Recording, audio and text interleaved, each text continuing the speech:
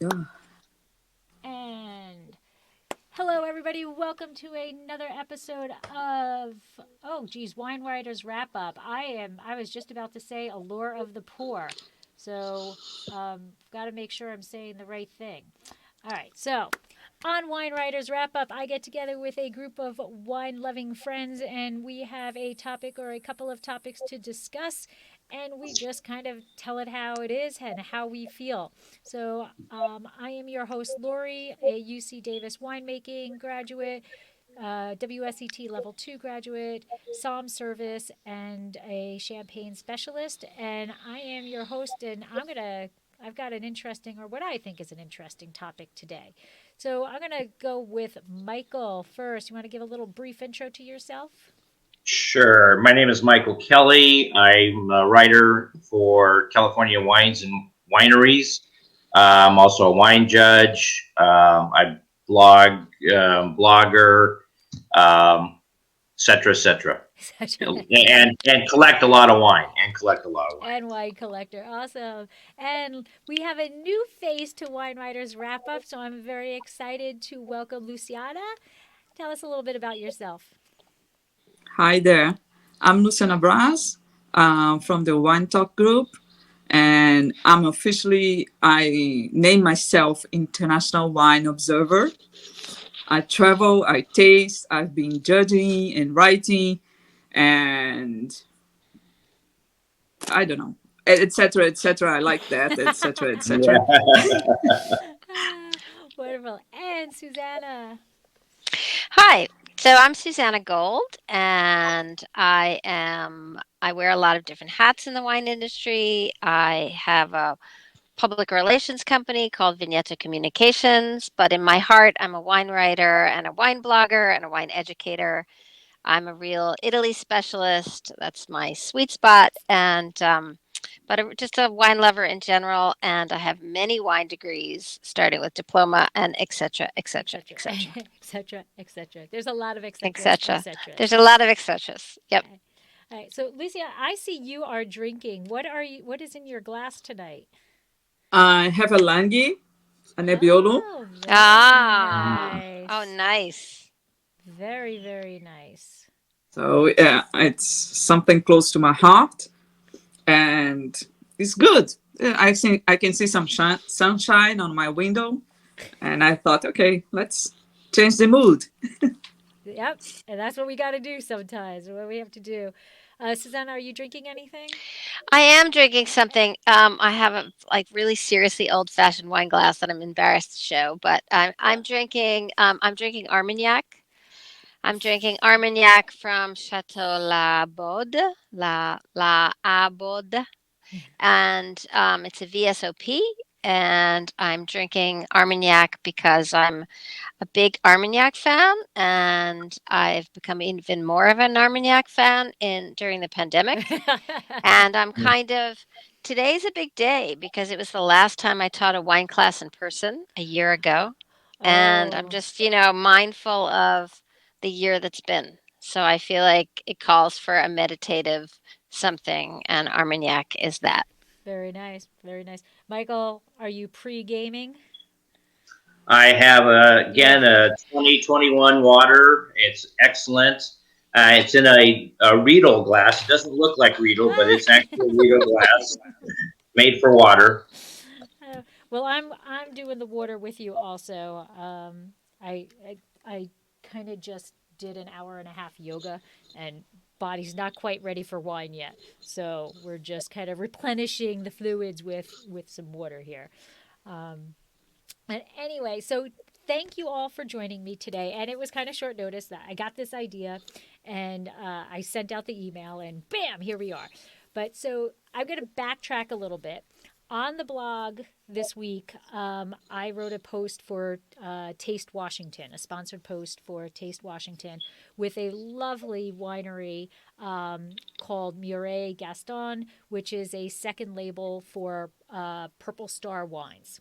And the wine was, I had this nice single vineyard designated Syrah. It was beautiful. And for the first time of this like type of sponsored post, like we had an organizer that sent out phone numbers to everybody. So I was on the phone with the owners, talking to Amy, and it was wonderful. So we wrote the post, and then I was talking to her, and she asked me a question, winery to winery. She's like, I gotta ask you a question. What do you think of capsules?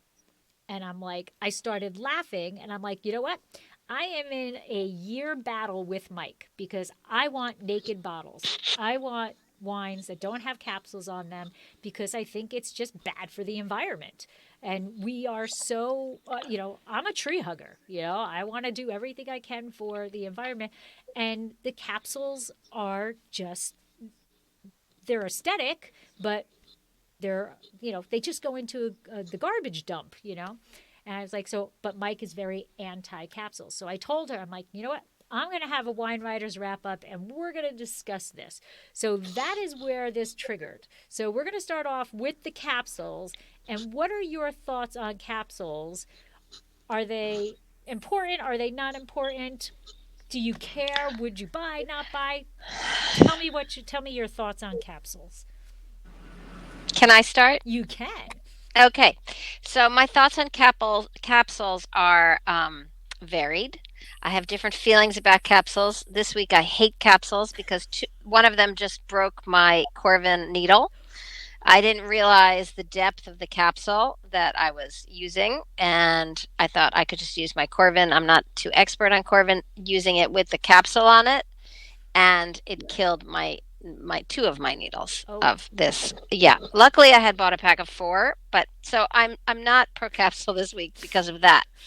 But I have mixed feelings. I've bought wines, usually natural wines that don't have capsules on them, and it feels a little unfinished to me. It feels a little raw. I get it, like from a marketing branding perspective. Um, the traditionalist in me kind of misses the capsule. But then again, when I'm opening a bottle of wine and I'm trying to do it in a very beautiful way so that I can get a perfect picture of the open bottle of wine, and I kind of rip the capsule or I cut myself with the capsule, I think maybe it's better to not have capsules. So I go back and forth about it. Of course, all of this is not talking about the environment. So for the environment, everything should not have a capsule on it, right? But then again, should it have a glass bottle for the environment? I mean, we could, take this to the extreme.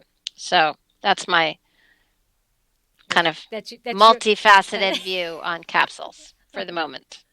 Okay, Michael, Luciana. Yeah.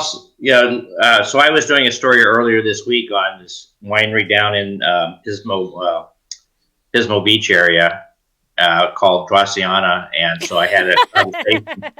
I had a Paso, not Pismo. Oh Paso. yeah, Paso. Sorry. So I had this opportunity to talk to Lori, and we went on about this subject, and so I'll share it.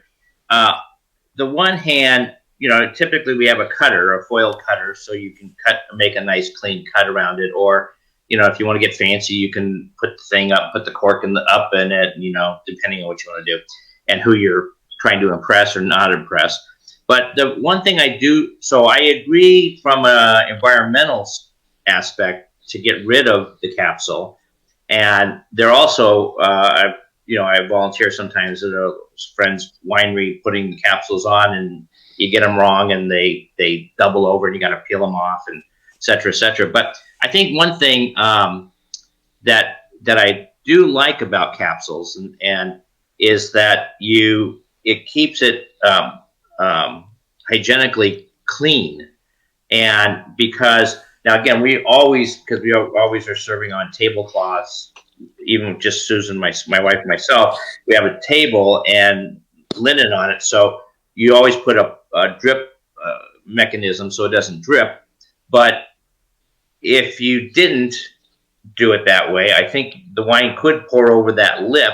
And if it wasn't clean, you might tamper with or get something tampered with the wine. So, but that's I think, maybe many years ago, people were doing things in grocery stores and putting bad things on foods and foils and things of this sort.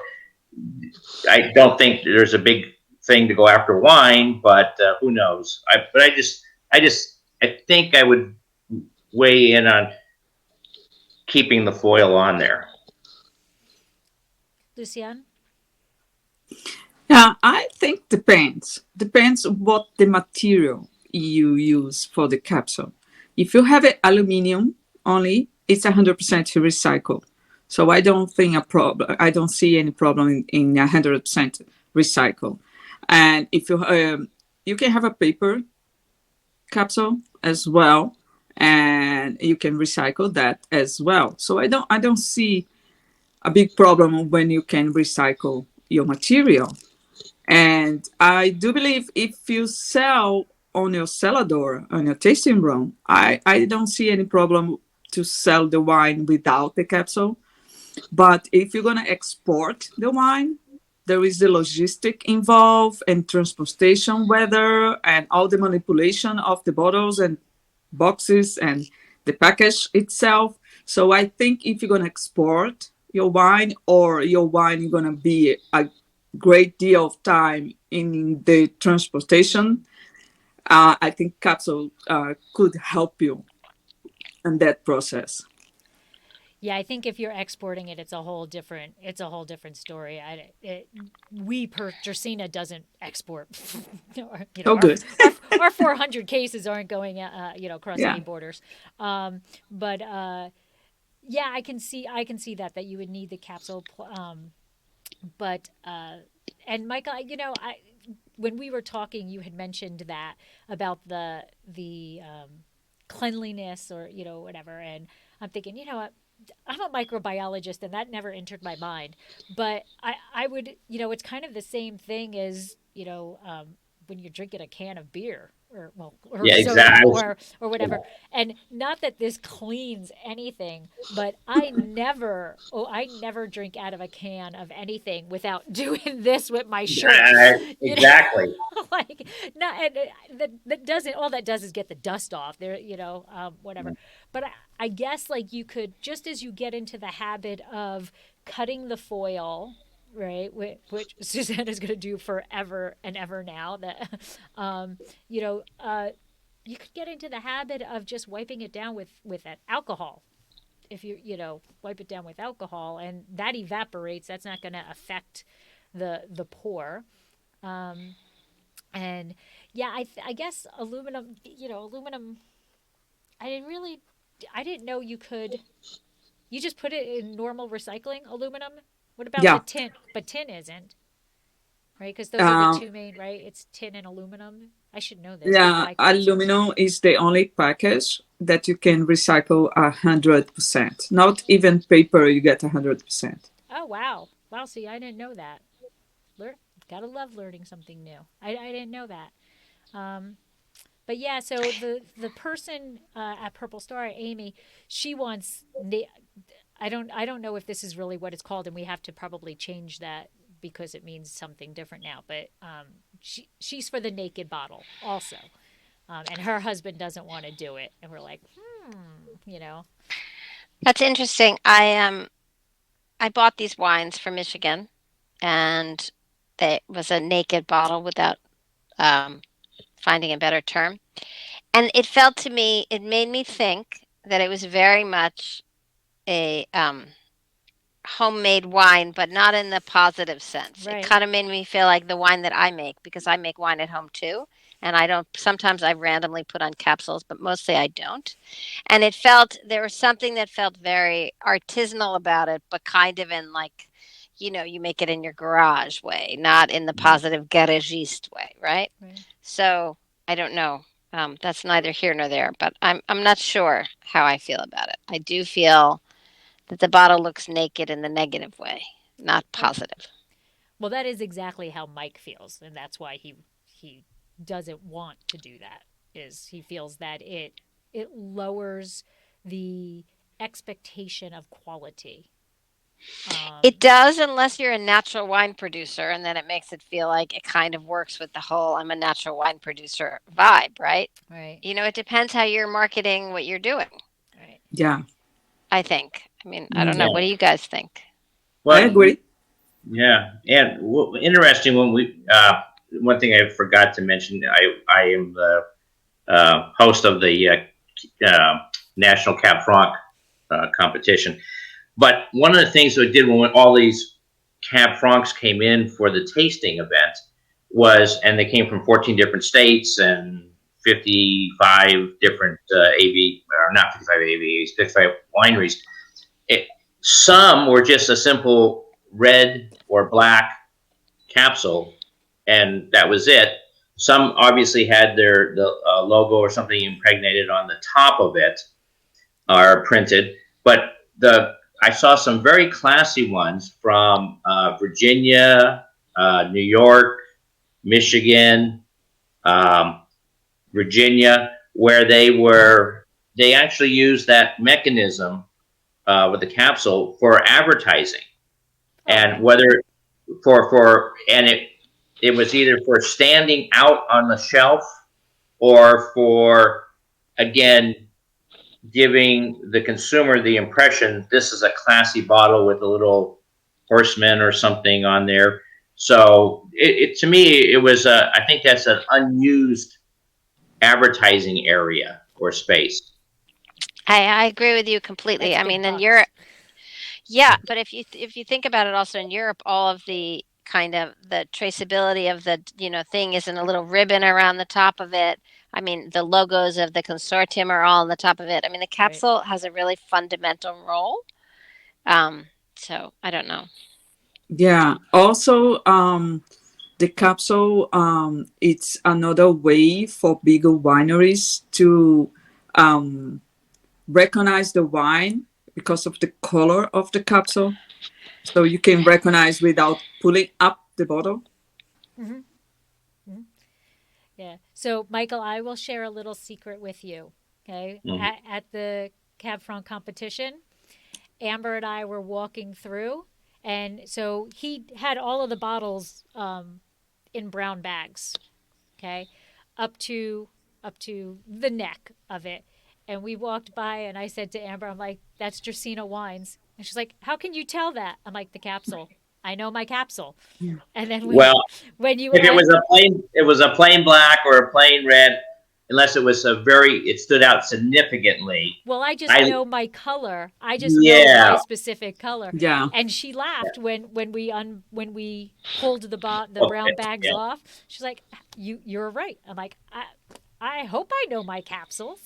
But Like, I had it. But the ones that were advertised, I had to cut all those Right, off right. Yeah, there were ahead of others time. that you had taken them all already. Ours does not say Dracaena on it. Ours has a grape cluster on the top where you would cut off in order to pull the cork off. Ours has a grape cluster there. That obviously wasn't there because the bottle was Yes. open. But capsule. There's so many things that people don't think about in terms of owning a winery. Like the you choose that color of that capsule. Like there, you say it's gold, but there's like 20 different golds you could choose from, Yeah, so absolutely. So, having had that experience, you're still anti-capsule. I I just am more mother nature, like, but I don't think they get so I didn't know they were recyclable. So that changes everything, but I don't think the majority of people recycle it. Although I must say, I don't rip the capsule off of the bottle, and I recycle the bottle. So I guess if it's recyclable, it's getting recycled. But What yeah. about screw caps? All You right. have Australians go for screw caps. You have Austria going for screw caps, and so many other places and countries going for screw caps because you can recycle 100%. It's Mm-hmm. easy and it's good for the environment. Right. Absolutely. In I think in 2021, screw caps have come a long way. You think, you know, two, even 2014, 2015, people were very, very anti screw caps. So I think they've come. The concept of a screw cap has come a long way. But I read an academic article that ran a scientific study, and it was a large scientific study. And what they did was they had people sitting in a room facing this direction, and behind them, they either pulled a cork or unscrewed, that the unscrew gets. And then they poured the wine. Okay. And it was an overwhelming response that the wine that was in under cork, now this is in America also, that the wine under Yeah. cork was a better tasting wine. It was rated significantly higher, and it was the same wine. Them pulling the cork and them popping the screw, twisting the screw, were on different bottles. It had nothing, they were just making that sound. So the people hearing the cork being pulled rated the wine higher significantly than a screw cap. Yeah. I can see that. I can too. Yeah. I can see that. And I also like the German glass top with Yes. the plastic wrap on top of Yep. it, so you can recycle everything. Right. I like that too. But for young wines, right? Like kind of modern young wines. Mhm. And you need to know what your market goes for. Mm-hmm. Because if you have kind of traditional market, a traditional audience, they're not going for screw caps or Correct. glass or wherever. They really want the cork. Yes. So you need to know who is going to buy your wine, Mm-hmm. who is your target, and then you choose. Isn't the biggest issue, though, in terms of a bottle rather than the capsule, the weight of the bottle? Well, that was my next concept to discuss. Way to pull it right in there, Susanna. Woo! Yes, We're friends, right? I'm yes. your friend. What is so? That was my next concept is bottle weight. So the perception of a heavy bottle versus a lighter bottle. Go at it. Here, I feel like there's no contest. All Oh. I want is a lighter bottle. Your heavy bottle makes me think that you're not bright, not that your wine is better. It makes me think you're hurting the environment, you're showy, and you're not really thinking about your consumer, you're not thinking about the people who are stocking your wine. Here I'm all in on lighter bottles for everything. I don't mean lighter color, I mean Mm-hmm. lighter weight. I don't see why everybody isn't packaging in lighter weight, to ship around the world. Domestic, imported, everything. All in on lighter bottles. Well, I do think um, out of the country when they're importing it, I do think they tend to keep it a little lighter. Um, no. There are plenty of bottles that I have had from Right. Italy that are like Okay. 9 pounds. And I'm like, are you kidding me? Yeah. If I've been in Italy and people want to give me a bottle, they give me like a 9 pound bottle to show me the importance of what they're giving me. And I can barely carry that. I can barely carry that. Right. It's a No, weight of two champagne bottles. yeah, I Right. mean, it just, yeah. I mean, on this, I really have just one But view, which is it's everybody a should be making a cultural lighter thing, right? glass. It's a It's a cultural cultural thing. thing, of Yeah. course. It's like cork, but the bottles are really, the carbon footprint of each of these wineries would be so much better if they had lighter bottles. I mean, Mm-hmm. it really could make a difference for our environment. I mean, for everybody. It's a big deal I I on don't. bottle totally weight. agree. I Yeah. don't understand the heavy bottle concept at all because, as you were saying today, it all it does is, from a winery aspect, it costs me more money. It's Right. horrible for the environment, and then people who if they're going to walk into a tasting room and carry a bottle of wine, it's heavy, but okay. But most people, the majority of sales are being done. I'm shipping bottles. Well, it costs us $50 to ship a case of wine from California to New Jersey. That's what it costs us, $50, and that's with our bottles. Now you pop in some of these bottles. If it's that like 6 pound, our bottles are under 3 pounds a bottle filled, right? So you're popping, if you're doing a 6 pound bottle, you're it's $75-$80 to ship a case of wine. Who's paying that? I mean, now we pay I take that back. We pay for our shipping. If you buy a case, it's a penny because it's illegal to ship free. But not a lot of wineries do that. So who's paying that bill? And let's forget a case. Let's just say 3 bottles. My customer is paying more shipping just to have a heavy bottle. No rhyme and reason to me. I think you can make an analogy with books. Before Amazon come along, the books were heavy, and people like to show off like this book is so heavy, the weight of knowledge or something like this. And Amazon came and changed everything. Now books are very light and very thin paper, printed. I think one good thing that this pandemic and this COVID quarantine can bring us is that effect. As we ship more wines, people can just light an idea. Oh, we can do just like the books and get lighter bottles. Maybe something good come out of the pandemic regarding to the bottles weight. Well, I have to say, I think my little, not to call any wine region out, but our little neighbors up north Yeah. have a that personality of I have to, you're paying $90, 100, $150 for a bottle of wine, you know, we've got to have it in this dirty, big old heavy glass so that you feel like you're getting your money's worth. So I'll go contrarian position on this Good. against 3 women. So I know I'm gonna lose right away. You've lost it. You before you Yeah, even said anything, I, you're done. yeah. So it doesn't matter the subject. No.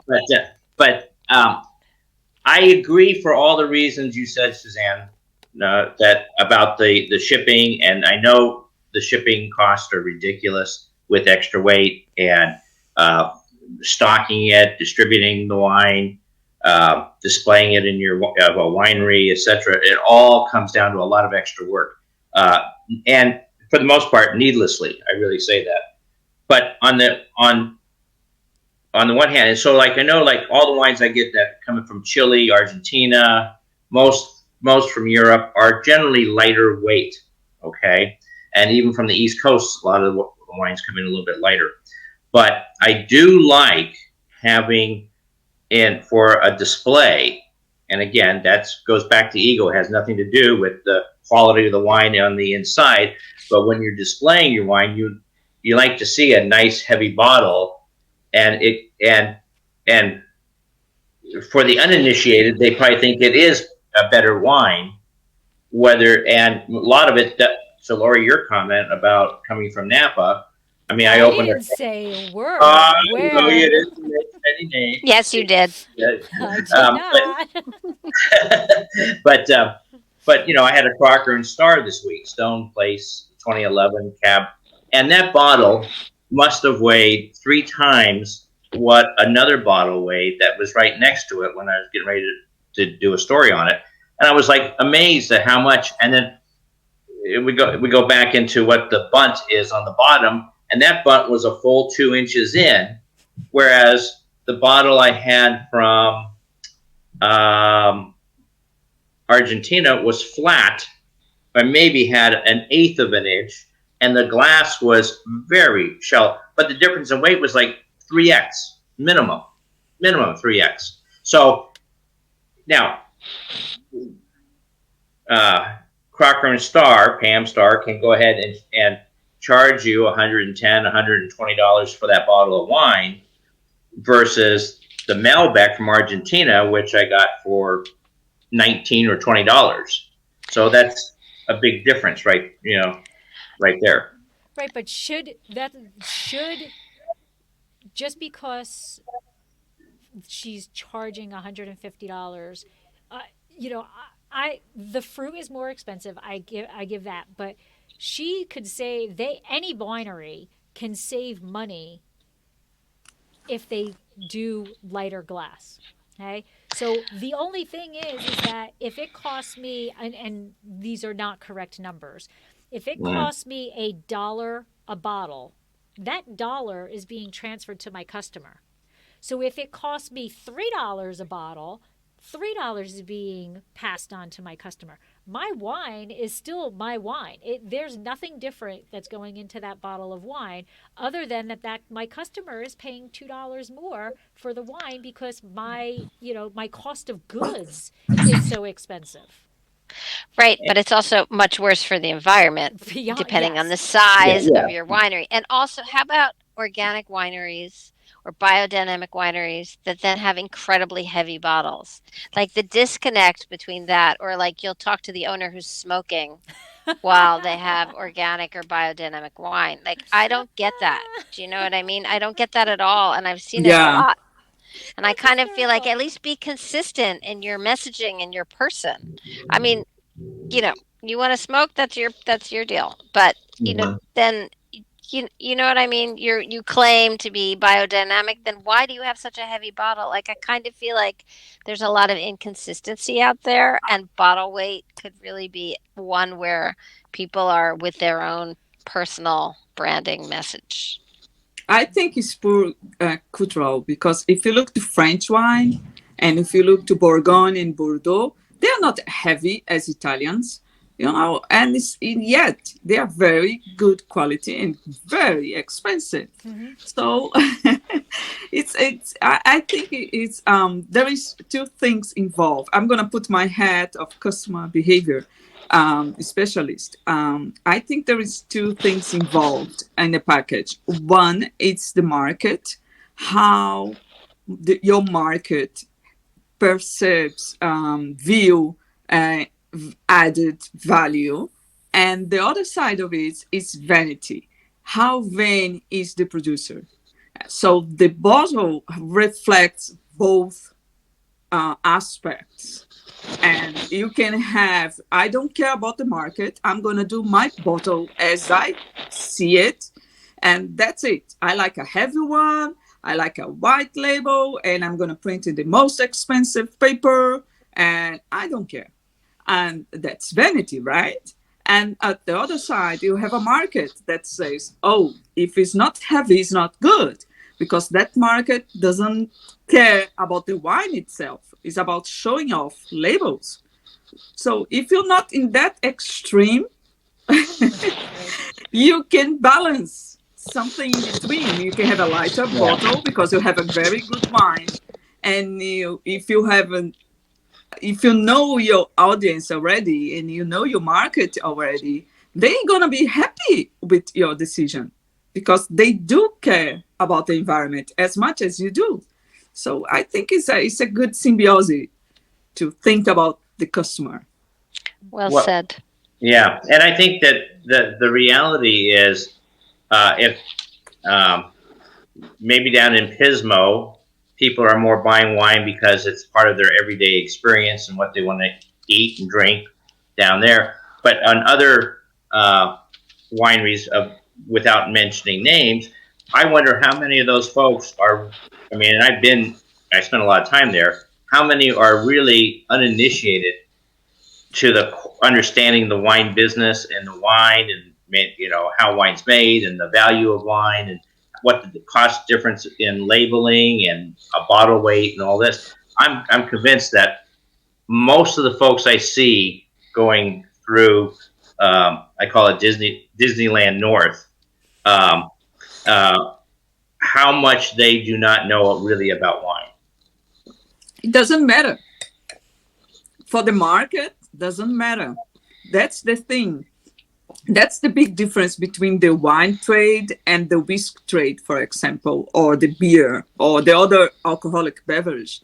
The wine trade is always worried about knowledge. It's always worried about educating the consumer.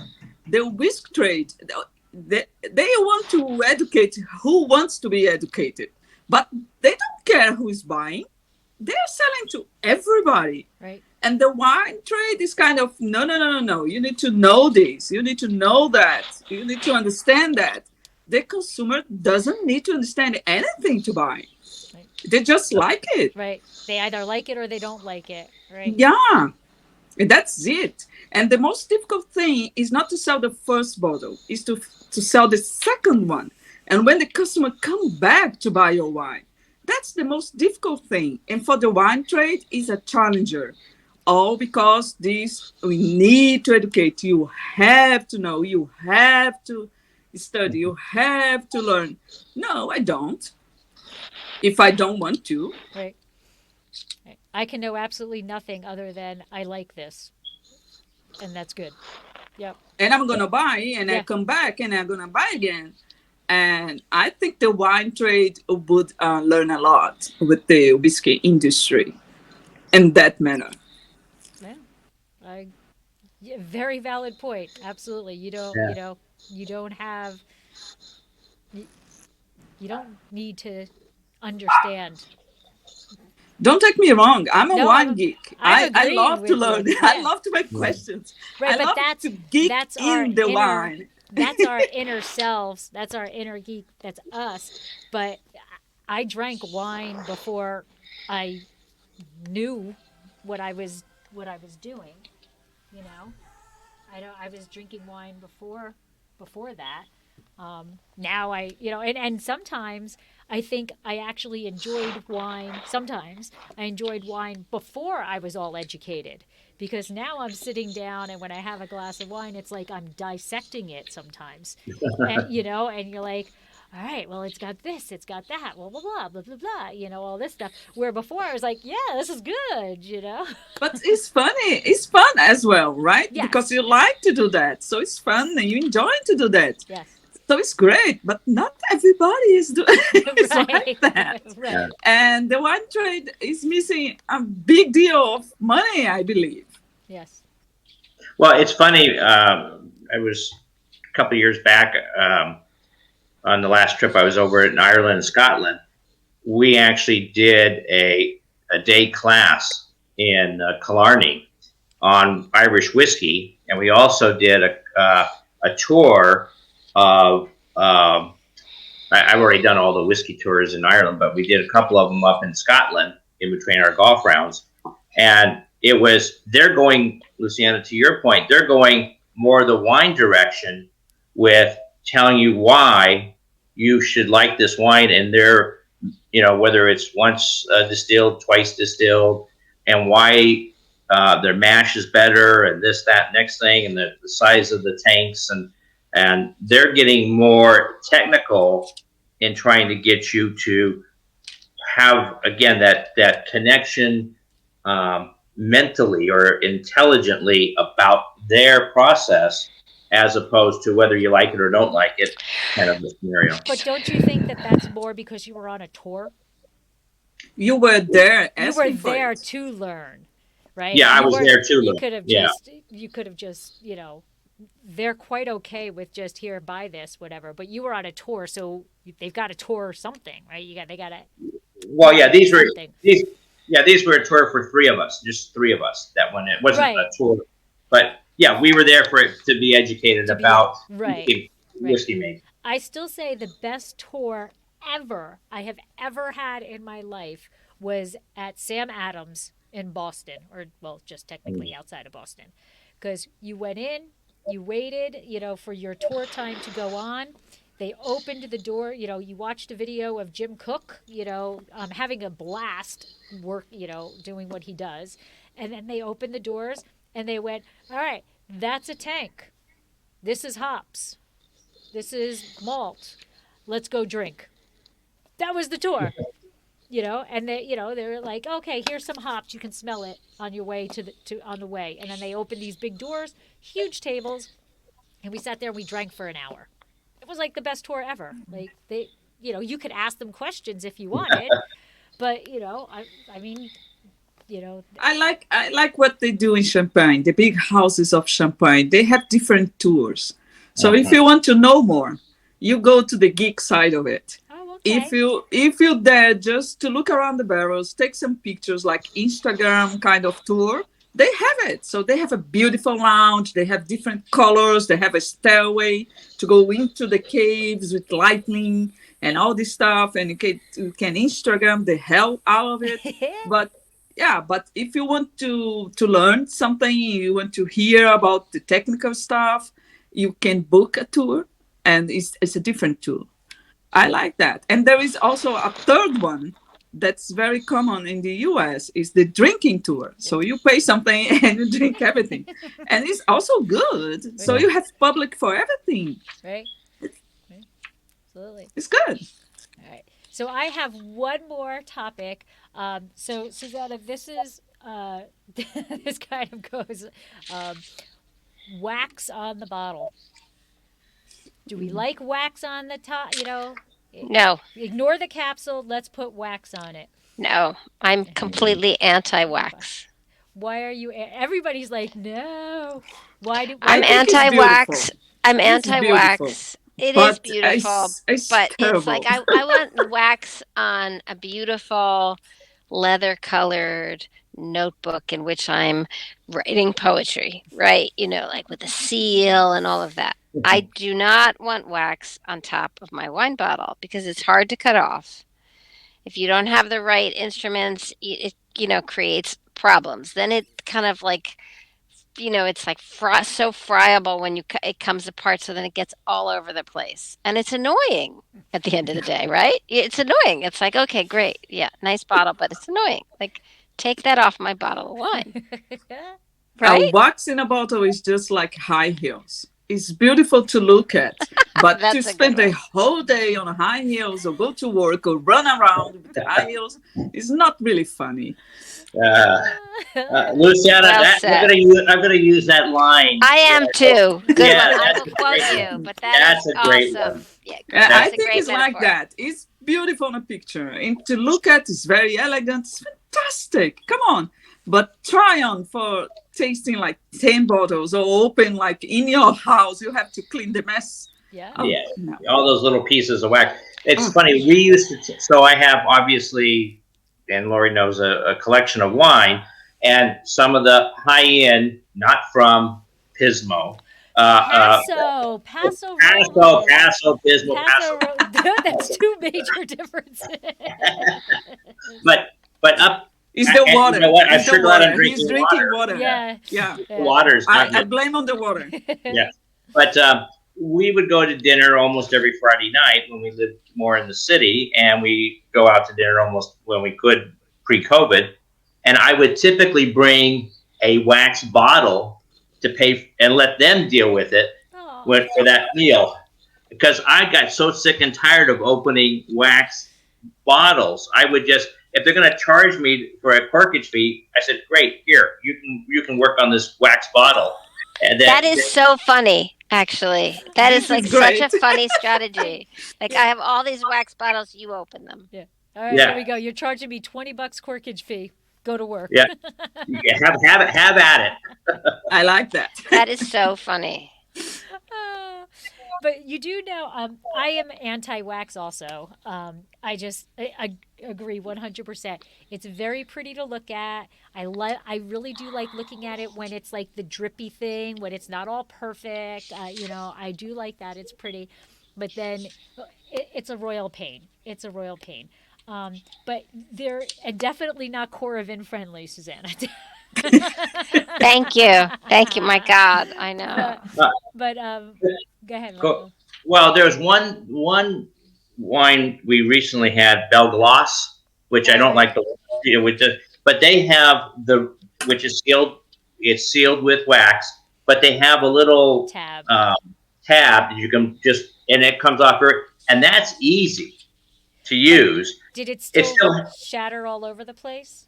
known. Oh, okay. It's like Dutch beer, right? Yeah. Yeah, it's a little bit. It's a more malleable wax as opposed to the ones that are hot dipped in wax, Right. and then you go to, and then they dry out, and then they crack and go every which way. But that's pulling that off. I mean, I was so happy. I mean, I was. Uh-oh. His Wi-Fi went out. Or is it my Wi-Fi? Uh-oh. Everybody froze. My wife going, is that wine that good? No. Do you get bottles? Yes. I don't come across that many. Yes. Yeah. You do see a Especially lot? like young natural wines from the New World. So you have, With wax? yeah. So I've seen some from South America. and Isn't South that kind of Africa. anti? Wouldn't it be anti? I mean, I don't get that. How is that natural? I don't know. They have the whole speech about I do the wax myself, and this is Oh it's yeah. all about me storytelling, right? So they have a history. They have stories for everything: the label, the painting, the wax, and all that. I even saw once I was a screw cap with the wax on the top. Oh jeez. What's that about? It's like I Yeah. don't know what I be want to be. consistent. I don't know what I want to Be do. I don't know what I consistent. want to do. You want to be one thing, be it. Yeah. I don't know. Well, I was Was going a to say, young, a very young wine producer. ah, um, I was gonna say there is a little trick to the wax, which I don't know if it's a secret, not a secret, or whatever. But all you really have to do so that it doesn't crumble, right, is if you just take it and put it in the palm of your hand and kind of just do this onto the palm of the hand, your body temperature is warm enough to soften the wax. So when you do that, you kind of do it, a few times, and then you just immediately put the corkscrew in and pull it out, and it will come out without crumbling. Good to know. It does come out Yeah. without crumbling. Um, I, but some of those that I have with wax have been sitting here 15, 16 years. Yeah. It's dry. It's really dry. yeah, yeah, but Well, you should bring them next time you go out to dinner. yes, Absolutely. That is a great tactic. I'm In fact, definitely doing it from now on. 100%. Love it. Love the that. next the next time Lori comes up and she's going to show me how easy it is, I'm going to give her one of those Okay, wines to open all up. right, all right, Right. Yeah. Have her do that movement with the hand. yeah. And then when it goes all over the place, I'll give her the vacuum. Okay. All Absolutely. right, deal. As long as I get the wine that's in there, in my I'll give you the glasses, wine. I'll I'm give you the okay. wine. I'm okay. But anyway, we are already, oh my gosh, almost at our hour. Does anybody have any other, like that? Those were the I have a main ones. question. Sure. I have a question. How do you feel about this new paper bottle? Like John Walker is gonna launch next year with the Johnny Walker. Like the whole bottle is made of paper, but it's hard enough to To, shape like a bottle and very light to ship around the world. How I do you don't feel about actually that? know any. I don't know anything about it, so I oh, have no opinion. I've read about it. I think it's the coolest thing ever, but I would have to see it and feel it in my hands and work with it to to decide if I think it's a good concept or not. I mean, intellectually, it's brilliant.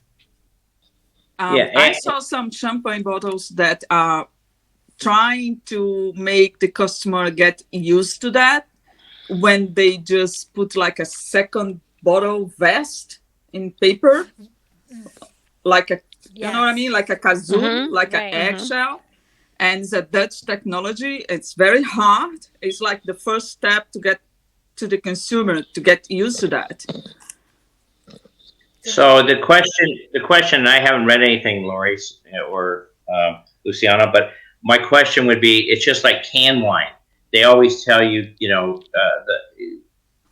what they coat it with on the inside. There's no flavor that's imparted, which is absolutely BS. It tastes horrible, and so whatever they put on the inside of the paper bottle to keep it impenetrable from air and leaking somehow or another, that's going to be the bigger issue than the actual container. I think it's the liner.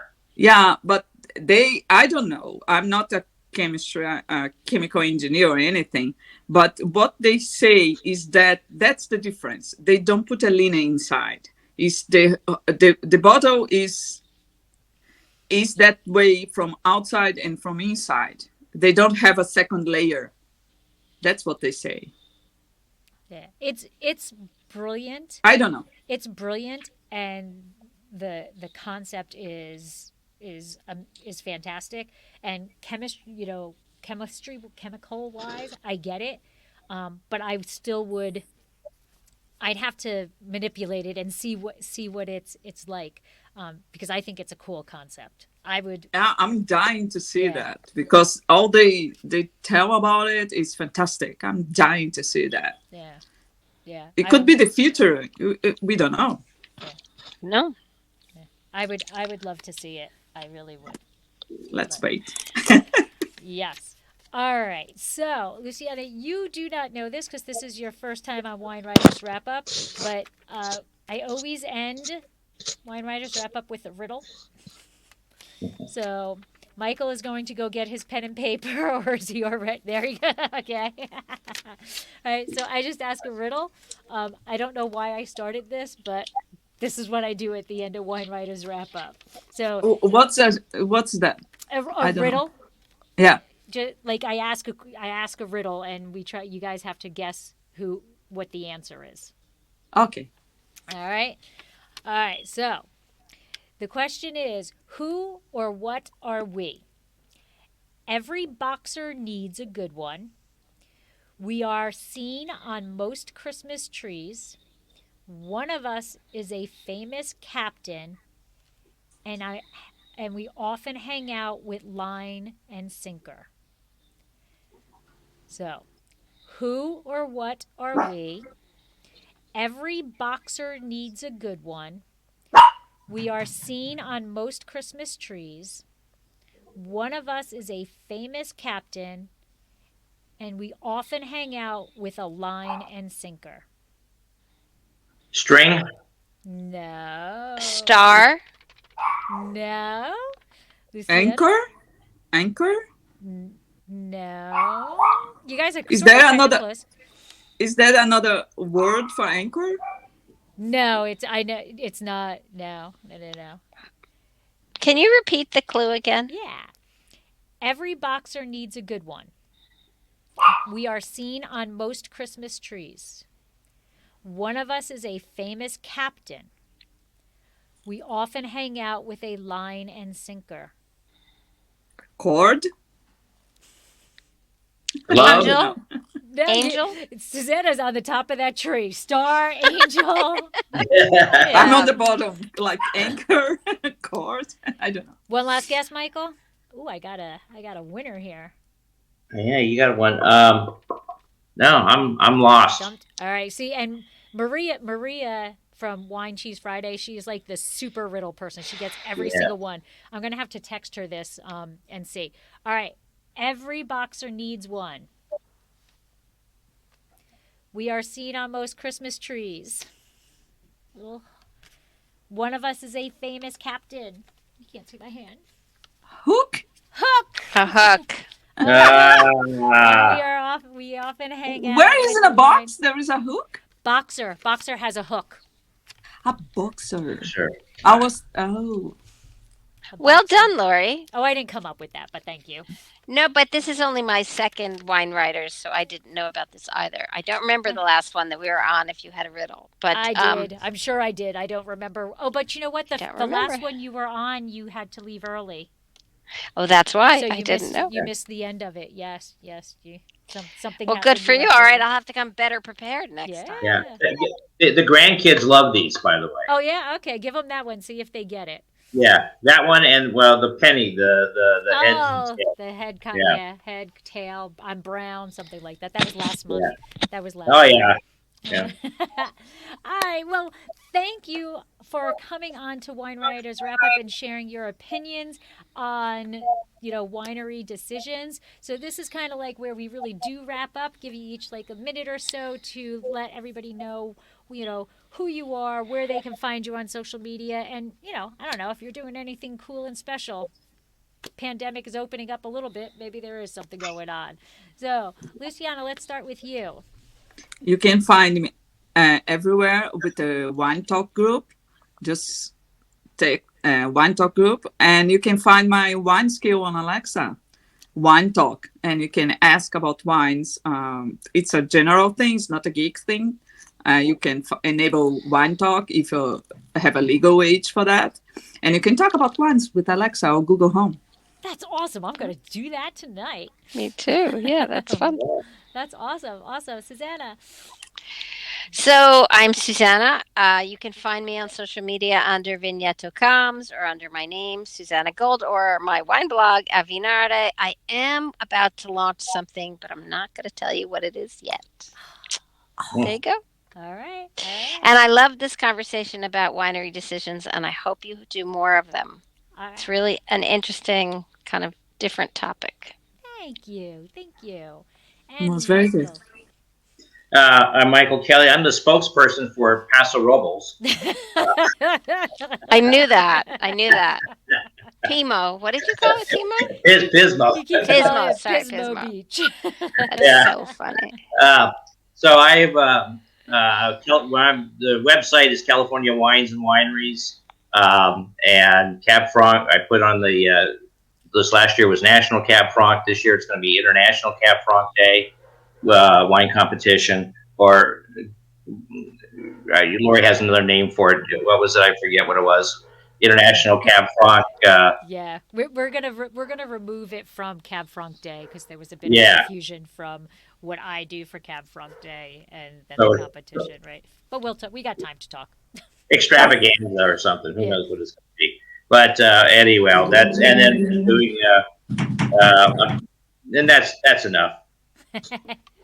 And I can be found all over social media as Exploring the Wine Glass, which is the wine, the blog, and the podcast, as well as Dracaena Wines, which is the winery located in Paso Robles, California.